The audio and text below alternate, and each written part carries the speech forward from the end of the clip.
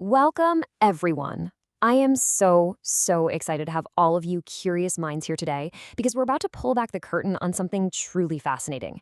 You know, we interact with artificial intelligence every single day. And honestly, it often feels like everyday magic, right? Well, today, we're going to demystify that magic and completely break down the core concepts of machine learning in this explainer.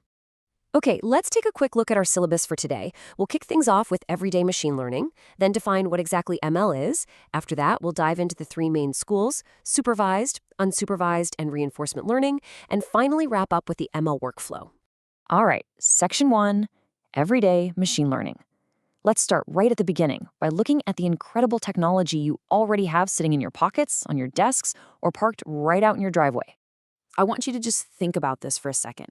How does a self-driving car actually know when to stop at a red light or yield to a pedestrian? Or, on a much smaller scale, how does your smartphone just seem to know exactly what word you're going to type next? A really perfect example is something we do constantly without even thinking. When you're rushing down the street and you just dictate a text message to a friend, machine learning is actively at work right there. It's instantly translating your highly complex audio waves into a perfectly written text transcript. And here's another thing that brilliantly illustrates everyday ML. You type a quick query for a chicken recipe and boom, an algorithm instantly ranks the absolute most relevant culinary videos for you. It's actually the exact same underlying logic at play when your favorite streaming app gives you that perfect, hyper-specific movie recommendation on a Friday night. It is constantly learning from data to serve you better. So, returning to our big question, self-driving cars use these exact same foundational concepts. They use object detection to continuously map incoming image data, identifying stop signs, other cars, people crossing the street, to determine safe driving positions in real time. It's quite literally a matter of life and death, and it's entirely powered by machine learning. Section 2. What exactly is ML?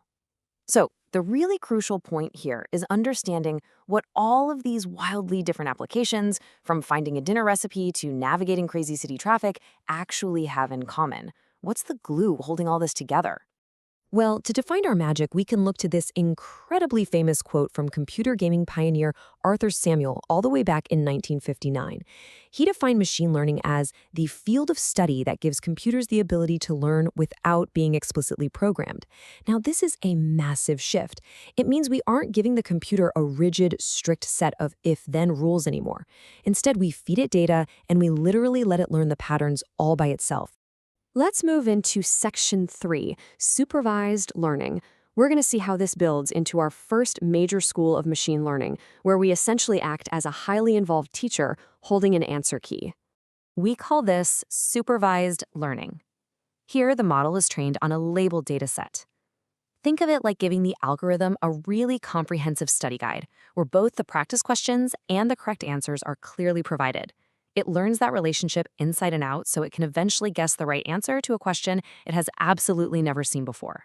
AI pioneer Andrew Ng has this brilliant framework that shows how a specific input, which we'll call X, is cleanly mapped to a desired output, which we'll call Y, across totally different industries. You input an email and it outputs whether it's spam or not. Input English text, output Spanish. Input radar images, output the position of other cars. It's incredibly versatile. Now, we can think about this mapping at work in what we call classification. Sometimes it's binary classification, basically sorting data into just two buckets, like spam or not spam, or say in healthcare, benign or malignant. But we also have multi-class classification, where the algorithm is learning to sort data into several different, distinct categories based entirely on their features. Another really common form of supervised learning is regression. This predicts a continuous number rather than a category. Now, hey, don't let the math formula intimidate you. If X is simply the square footage of a house, this regression function is just calculating Y, which is the predicted price of that house. It's really just drawing the best fitting line through past data to predict the future. All right, section 4, unsupervised learning. As curious students, you're probably asking yourself right now, what happens when we don't have that handy answer key to give our algorithm? What if we just have a giant mountain of data and absolutely no labels at all? Well, that brings us right to unsupervised learning.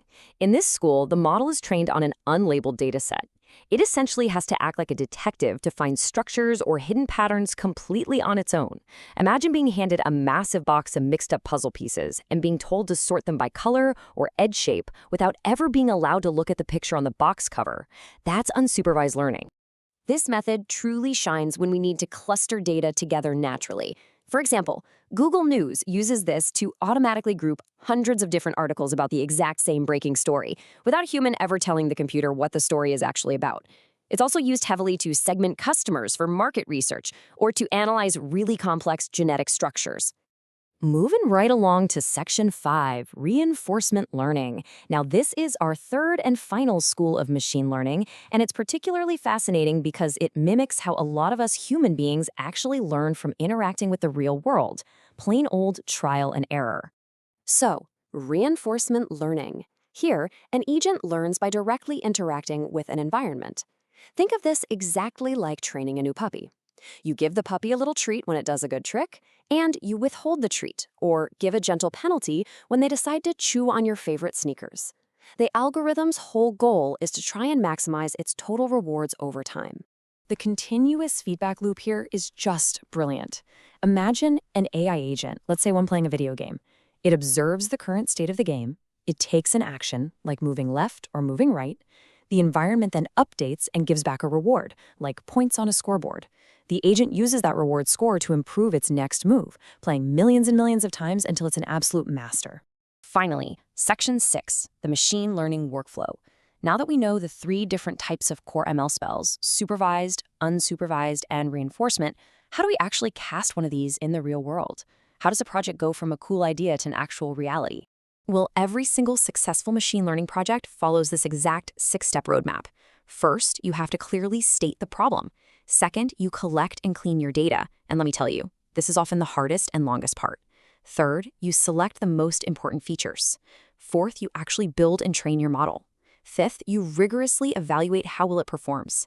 And finally, step 6, you interpret the results and deploy it into the real world to start solving actual problems. So to wrap up our explainer today, I want to leave you with this final thought to test out your brand new knowledge. Based on what we've learned, which of these everyday tasks relies on unsupervised learning? Finding those hidden patterns without any labels. Is it A, a spam filter, B, grouping news articles, or C, classifying diabetes? Remember, think about the puzzle pieces versus the teacher's answer key. As you go about your day-to-day, I challenge you to look at the apps you use and ask yourself, what is the algorithm learning about me right now? And which of these 3 schools is actually running the show? Keep observing the everyday magic around you, folks.